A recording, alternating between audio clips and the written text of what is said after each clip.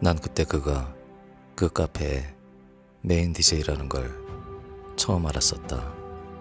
그 메인 DJ는 밤 9시 음악을 틀기 시작해 11시면 퇴근을 했기 때문에 새벽 2시에 출근하는 나와 마주칠 일이 없어 서로 일면식도 없던 처지였다.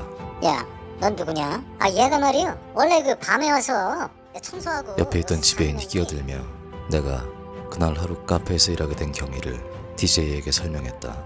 그러자 그는 무슨 일인지 날 옆에 있던 빈 테이블로 불러앉혔다. 야, 너 혹시 영어 같은 거 읽을 줄 아냐? 네? 아, 네. 그냥 조금. 그러자 DJ가 가방에서 새로 사온 듯 보이는 LP 음반 몇 장을 꺼내 들었다. 그리고는 그중 한 장을 꺼내 내게 보여주며 이거 한번 읽어봐 라고 했고, 난 어렵지 않게 음반에 영어로 적혀있는 아티스트들의 이름 등을 읽어냈다. 에릭 크랩튼, 이건 딥퍼플, 빌리 조엘. 난 그 외에도 엘튼 존, 그가 꺼내 보이는 다이어 스트레이트. 아티스트들의 이름을 그냥 보이고 읽히는 대로 읽었다. 중학교만 제대로 다녔어도 뜻은 몰라도 읽어내기엔 그리 어렵지 않은 수준이었다. 영어는 어디서 배웠냐? 네? 당연히 학교에서 배웠죠. 그래? 학교는 어디까지 다녔어? 그의 물음에 하나둘 답을 하다 보니 난 내가 집을 나온 경위와 지난 1년여간의 나의 행적에 대해 그에게 간단하게나마 설명을 하게 됐었다. 그는 잠시 나를 위아래로 뚫어져라 쳐다보더니 대뜸 생각지도 못한 말을 내게 건넸다. 너 말이야, 너 나한테 DJ를 좀 배워볼래? 네? 이? 나보다 옆에 있던 지배인이 더 놀라는 것 같았다. 아니, 딴 사람도 아니고 야가 뭔 DJ를 한대요. 나는 모를까? 그 시절 DJ들은 그야말로 왕같은 대접을 받았었다. 그 위세는 업소 주인들도 함부로 하지 못할 정도였다. DJ가 누구냐에 따라 업소 매출이 좌지우지됐었다. 아무나 하고 싶다고 할 수 있는 일도 아니었다. 음악, 특히 팝송에 대한 깊은 조예와 지식은 물론 좋은 음성의 세련된 말솜씨, 그리고 바람직한 외모 또한 자격 요건에 포함되어 있음은 물론이었다. 지금은 상상이 잘 안 가는 일이겠지만 그땐 실제로 손님과 업소들로부터 반쯤은 연예인 대우를 받던 시절이었다. 아울러 수입도 웬만한 중소기업 과장 이상급은 되는 수입을 올리고 있었다. 나중에 한 일이지만 이종환, 김광한, 김기덕 같은 인기 라디오 DJ들도 모두 그런 업소 DJ 시절을 겪었다는 얘기도 들었었다. 그런데 그걸 나보고 해보지 않겠냐니 난 믿기지 않아 어리둥절 정신을 차릴 수 없었다. 아니, 글쎄 형님이 잘 몰라서 그러시는데요. 얘는 그런 거 할 놈이 아니라니까요. 얘가 뭘 한다고 DJ를 해요, DJ를. 나노 뛰어나. DJ들 사이에선 요즘 일부 연예인들처럼 라인이라는 게 형성되어 있었다. 누구로부터 사사를 받았느냐에 따라 업계 대우도 달라졌고, 누가 자신의 후배이자 문화생이냐에 따라 자신의 업계 평가도 달라졌었다. 그는 최근에 자기가 키워낸 몇몇 개념 없는 신인 DJ들에 의해 자신의 업계 소문이 좋지 않게 나고 있다며 그들에 대한 강한 불만을 가지고 있었고, 새로운 신인 발굴을 위해 새 인물을 찾고 있던 중이었다고 했다. 그의 말에 의하면 DJ가 되기 위한 첫 번째 조건은 의외로 영어 읽기 능력이 필수 조건이라고 했다. 그는 그런 조건을 가진 사람을 만나기가 쉽지 않았다고 했다. 그는 한 가지 예를 들어줬다.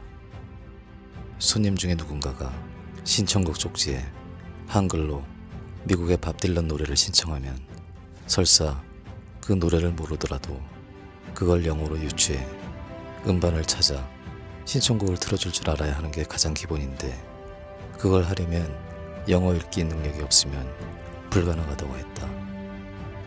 난 상상도 하지 못했던 그의 제안에 가슴이 벅차올랐었지만 이내 가게 청소일을 그만두게 되면 잠자리가 사라질 게 뻔했는데 어떻게 해야 될지 고민에 빠지게 됐었다.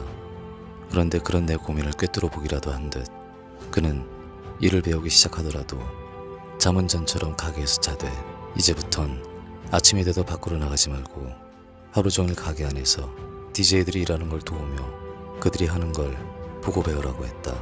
그리고 자신이 일을 시작하는 밤 9시면 DJ 박스로 자신과 함께 들어와 필요한 음반을 찾아주는 일부터 시작하라고 했다. 그리고 밤 11시 자기가 퇴근을 하고 나면 DJ 박스에 있던 모든 음반들을 하나하나 꺼내 물로 깨끗이 닦고 음향기기들도 먼지 하나 없이 청소해 놓으라고 했다. 영업이 끝나도 이제부턴 가게 청소는 할 필요가 없다고 했다. 그리고 잠도 홀에서 자지 말고 DJ 박스 안에서 자라고 했다. 난 잠자리만 잃지 않게 된다면 손해볼 게 1도 없겠다는 생각에 무작정 하겠노라고 대답을 했다. 그러자 그는 지갑을 열어 거금 2만 원을 내게 주며 자, 이거 가져와서 당장 목욕하고 옷도 좀 사입고 그리고 와. 9시 전까진 꼭 와야 된다. 라고 했고 난 그가 준 2만 원을 들고 가게 밖으로 나왔다. 꿈인지 생시인지 정신이 하나도 없었다. 바로 좀 전까지의 공식적인 나의 신분은 노숙자였는데 비록 보조이고 노숙자를 겸할 수밖에 없었지만 순식간에 신분이 노숙자에서 DJ로 상승되는 순간이었다. 난 그날부터 카페에서 먹고 자며 열심히 일을 배우기 시작했다. 영업이 끝나 혼자 있는 틈을 타 메인 DJ가 건네준 팝 아티스트 백과사전을 거의 통째로 외웠고 영업시간 동안엔 DJ들의 시중을 들며 그들이 하는 멘트 등 행동 하나하나를 빼놓지 않고 눈과 귀에 담아뒀다가 영업이 끝나면 혼자서 그들의 흉내를 내가며 연습을 했다. 메인 DJ가 하지 않아도 좋다고 했던 가게 청소도 예전을 생각해 자진해서 열심히 해 시기 어린 눈으로 날 바라보던 카페 종업원들의 눈밖에 나지 않기 위해 애를 썼다. 그렇게 한 달쯤이 지난 어느 날 메인 DJ가 내게 밤 11시 자신의 시간이 끝난 후 나에게 영업시간이 끝나는 2시까지 혼자 신청곡을 받아 음악을 틀어보라고 했다. 멘트는 하지 않아도 좋다고 했다. 잔뜩 긴장이 됐지만 난 별 무리 없이 손님들의 신청곡들을 받아 처리해 나갔다. 그런데 돌발 상황이 하나 발생하고 말았다. 그땐 가게로 누군가를 찾는 전화가 걸려오면 DJ가 전화를 받아 마이크로 손님들에게 안내를 해주던 시스템이었는데 영업이 끝나는 2시가 가까운 시간 갑자기 전화기가 울렸다. 난 당황한 표정으로 메인 DJ 쪽을 쳐다봤고 메인 DJ는 전화를 받아 처리해보라는 사인을 보냈다. 아마 마이크를 사용하는 날 지켜보고 싶었던 것 같았다. 난 떨리는 목소리로 안내방송을 했고 손님 중 한 명이 손을 들고 일어나 카운터로 가 전화를 받았다. 난 그런 상황이 마냥 신기했다. 뿌듯한 마음으로 메인 DJ가 있던 쪽을 보니 그는 어느샌가 사라지고 없었다. 난 그날부터 매일 밤 11시부터 새벽 2시까지 손님들의 신청곡을 틀어줬다. 언제부터인가는 간간히 수줍은 목소리로 멘트도 조금씩 해보기 시작했다. 처음엔 탐탁지 않게 여기던 카페 사장도 그런 나를 보고 흡족해 하는 듯 했다. 그로선 돈 한 푼 들이지 않고 또 한 명의 DJ가 생긴 셈이었으니 당연한 일이었다. 그런데 어느 날 영업이 끝나자 메인 DJ가 나를 가게 앞 포장마차로 불러냈다. 소주를 따라주며 그는 내게 내일부터 아침 일부 시간을 맡으라고 했다. 일부 DJ를 잘랐다고 했다. 밤늦은 시간이야 손님들이 별로 없어 별 부담 없이 DJ 흉내를 낼 수 있었지만 아침 일부 시간은 근처 학원 수강생들이 많이 모여드는 오전 11시부터 3시 시간대여서 어느 때보다 손님들로 북적일 시간인데 그런 시간을 나보고 맡으라니 난 내 귀를 의심했다. 야, 그냥 해 임마. 어? 하던 대로 하면 돼. 난 메인 DJ의 말에 용기를 얻어 다음날 오전 11시 드디어 내 인생 첫 번째 공식 DJ 데뷔전을 치르기 위해 DJ 박스로 들어갔다. 감개가 무량했다.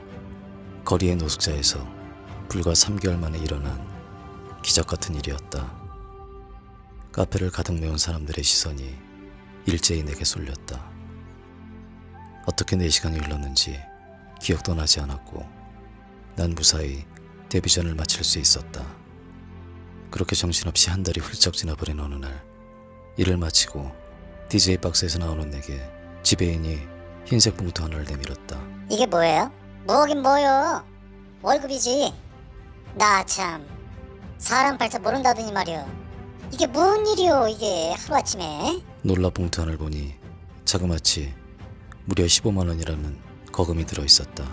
하루 종일 서빙을 하던 웨이터들의 월급이 채 10만 원이 되지 않던 때였다.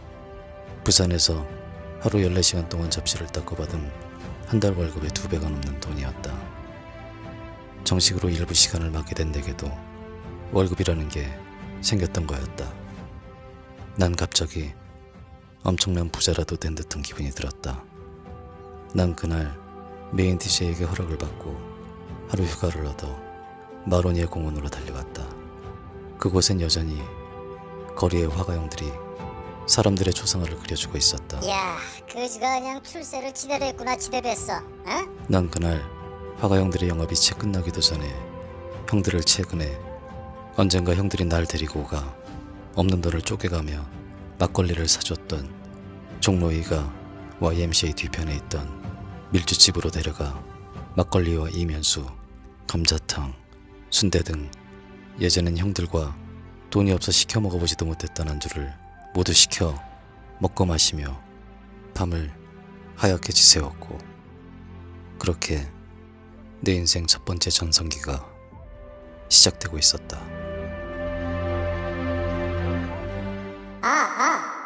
마이크 시험 중.